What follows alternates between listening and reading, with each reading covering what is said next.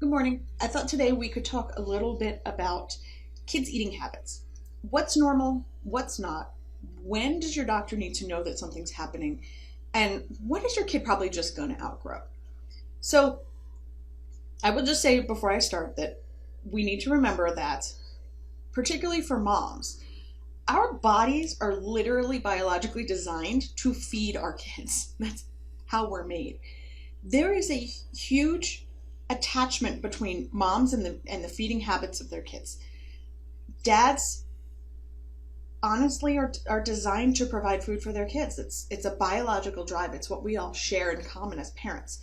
So if a child is having an eating problem, even if a parent thinks a child is having an eating problem, it really causes a fair amount of stress between the parent and the child.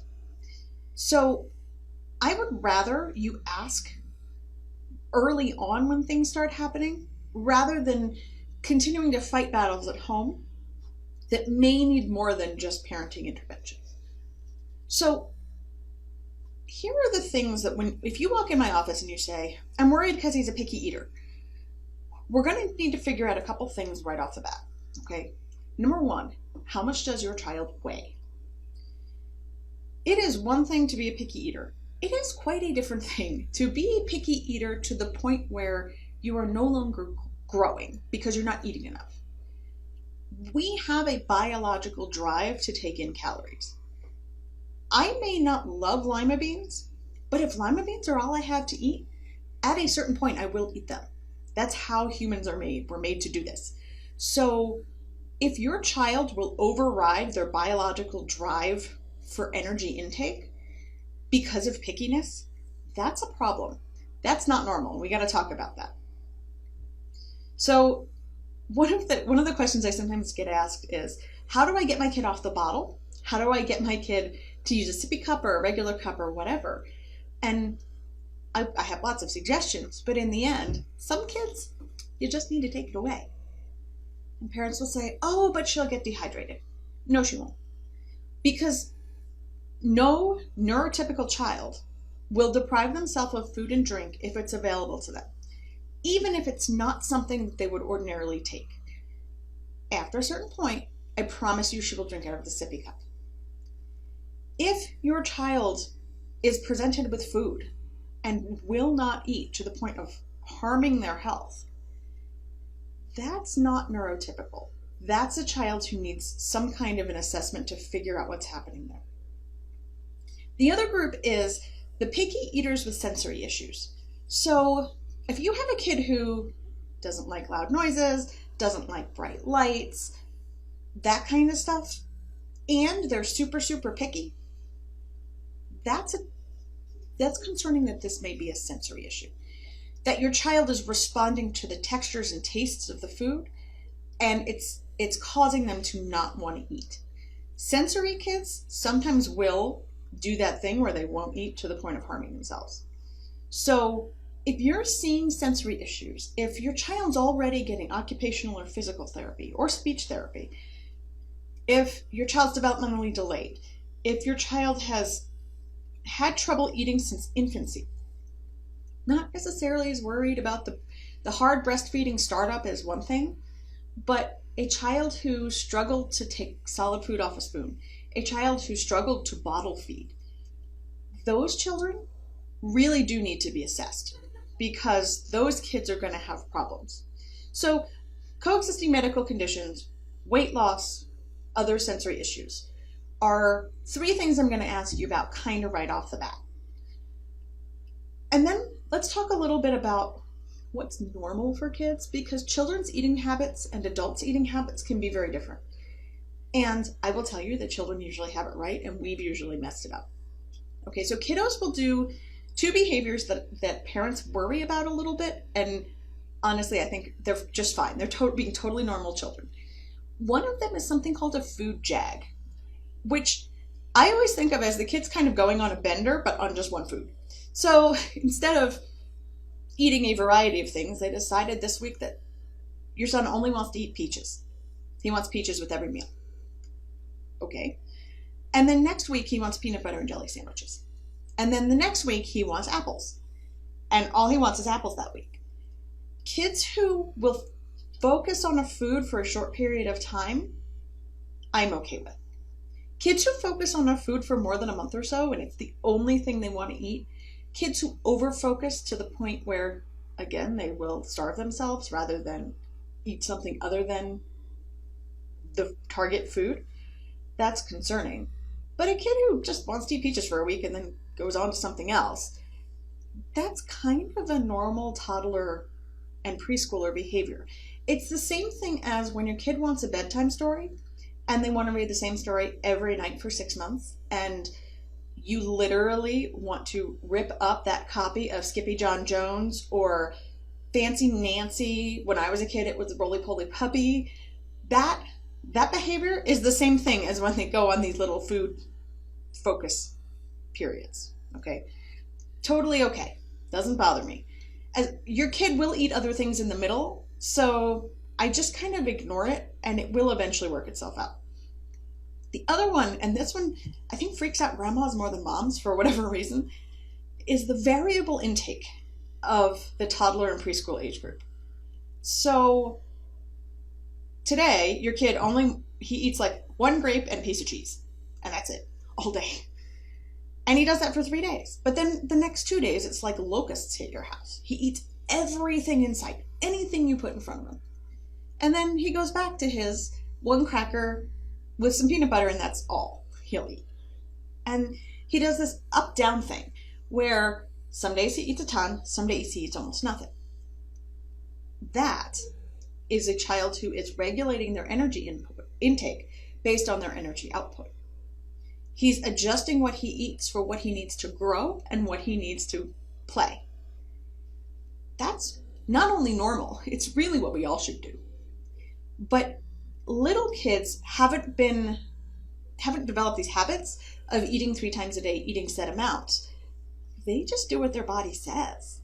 And it's actually in some ways far healthier than what we do as adults. We eat whether we're hungry or not. Let's be honest, we all do it.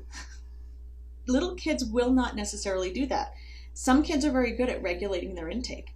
So as long as the week looks good, I don't care about 1 day. So if you're worried because some days your kid doesn't eat much, write down everything they've eaten for a week. And then look at the whole week all together and decide if you care. If it looks good over the week, I don't care if you didn't eat much on Tuesday. That's not really that big of a deal. So if your kid is either fixating on one food for short periods of time or doing this adjusted energy intake thing, and their weight is normal, and they do not have sensory issues, your child is normal and fine. And that I do not worry about. The kids that I worry about are, number 1, my texture kids. Kids who will not eat foods of a certain texture. Kids who will not eat certain tastes.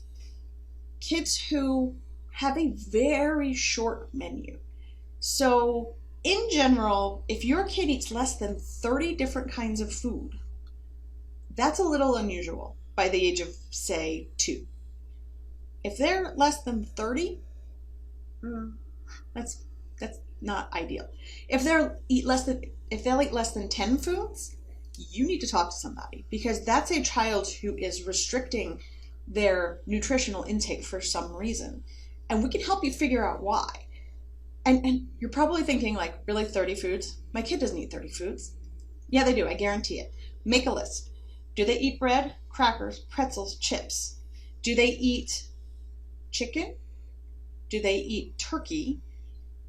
Hot dogs, hamburgers, steak, ham, right? So I'm already up to 10. How many different kinds of fruits do they eat? How many different kinds of vegetables do they eat? How many different kinds of dairy products? Yogurt, milk, cheese? If you write all that stuff down, you will come up over 30 very quickly. If you're under 30, for me, that's kind of just, let's have a conversation.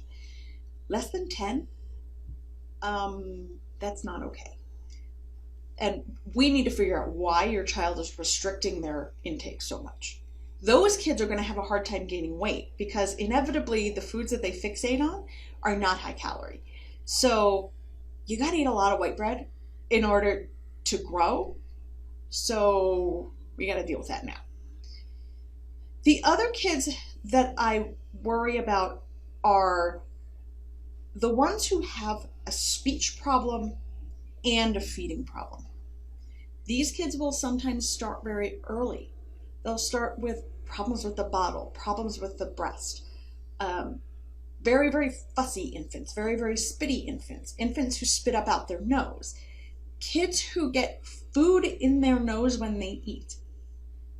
That group of children, that says to me that there may be some anatomy in their nose and mouth that we need to take a closer look at.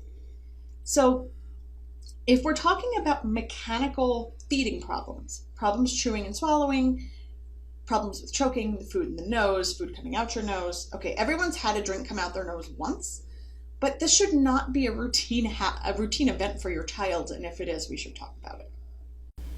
And then the other group that I worry about, and this is not medical at all, but it is a picky eating phenomenon that we really need to talk about, is the kiddos who will only eat what back in the day we called junk food, what my kids will call sometimes foods, because you can eat them sometimes, but not always.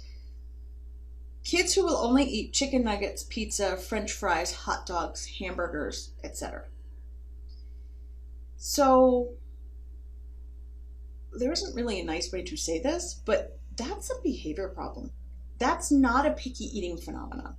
They will eat other things if other things are all they have. What often happens is it's just easier to get them to eat what they want than to force the issue. And as parents, there is this like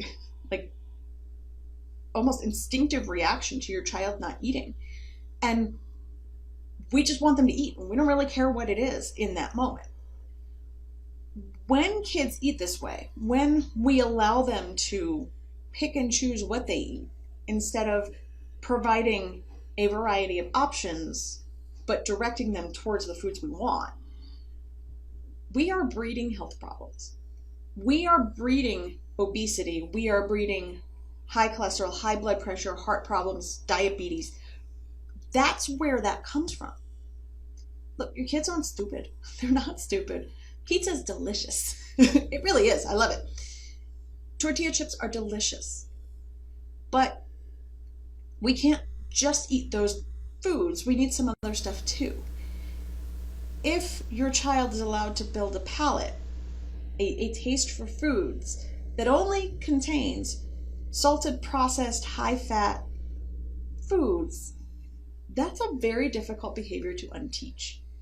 And so what I would say is, if this is your kid, and your kid is one of those who fixates on these convenience foods, you're going to have a really unpleasant time trying to undo that, but I promise you it's totally worth it.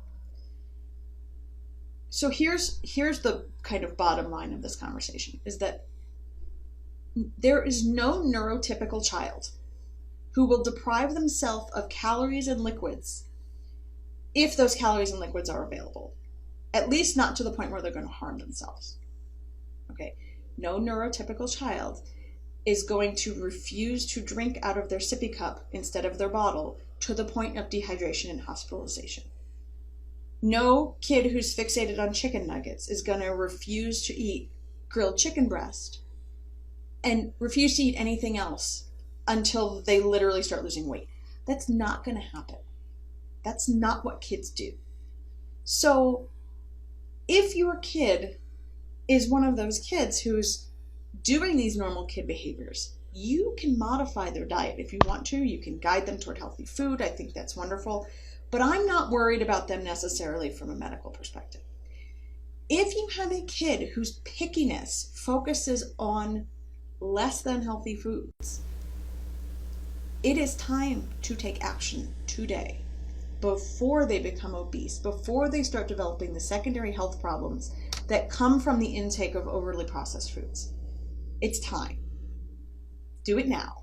And if you want to talk about strategies to do that, I'm happy to do that. If you have a kid whose food restricting has come to a level where they are not growing, where they're also having speech problems, where they're palate is so restricted that you literally can't get the right nutrients in them, your child needs some kind of therapeutic support. That may be a speech therapist. It may be a feeding clinic. We have those in town. There's a couple of them. It may be some further developmental assessment. It may be that they need to see an ear, nose, and throat doctor because, in fact, there's some anatomy in there that's not working right. Regardless, your doctor can make those referrals for you, and it's not a complicated process. What they'll do is they'll assess your child's speech and feeding and then try to give you some idea of what they think is going on. If you don't know what your child should be eating and you want some input on that, nutrition, a nutritionist, a dietitian can be very helpful, but honestly, I find that most parents know. We know what the kids are supposed to eat. Don't always do it, just like we don't always eat what we're supposed to eat. So I guess it works out okay. But just remember that you're wired to be very, very sensitive to what your child's eating. There's a reason for that. It's super important.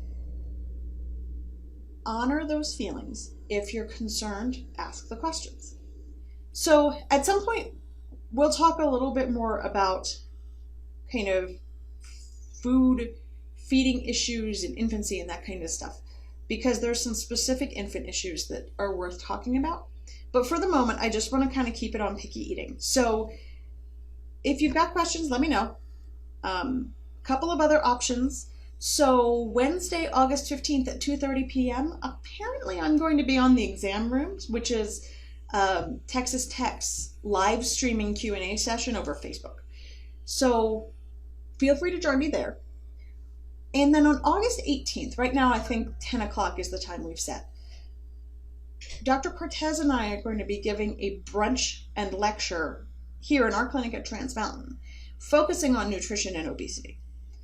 So if you want further information about nutrition for your child and then how to optimize that nutrition really around the issues of obesity, you should come join us. Also, I will be doing physicals for the Moms on Board event on August 11th. So again, you can swing by and say hi to me there too. I'm always here if you need questions. Feel free to make an appointment or message me or whatever works for you. I hope y'all have a good day. And if you have a topic that you want to talk about for next week, please let me know. Bye, guys.